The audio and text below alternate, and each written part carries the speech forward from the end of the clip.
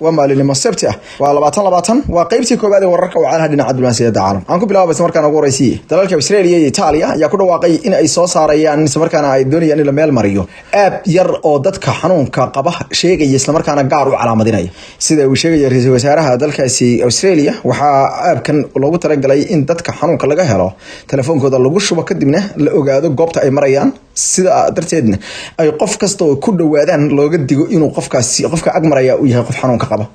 رئيس وزراء دولة أستراليا سكوت ماريسون ayaa waxa uu sheegay in dadku arinta ay u sameeyaan karaan si mutadawacnimo ah maadaama sharciga ila xeerka ilaalinta dhinaca xogta gaarka ah ee dadka uu mamnuucayo in xogta caafimaad ee qofka cid kale la wadaago aabkan oo la yiraahdo Trace Together ayaa waxa looga jeedaa badiri inuu san ahayn mid markaas khasab ku ah dadka laakiin laga codsanayo wuxuu ku sifay ra'iisul wasaaruhu inay taasi tahay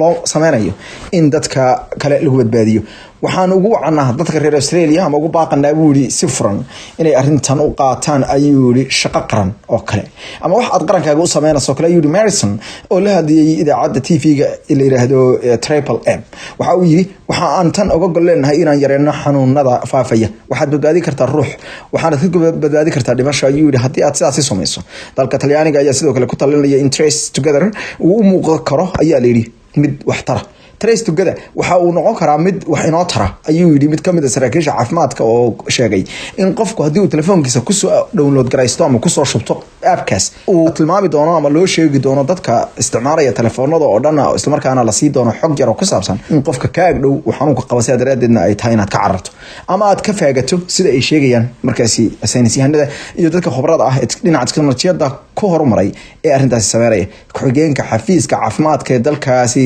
Australia Paul Kelly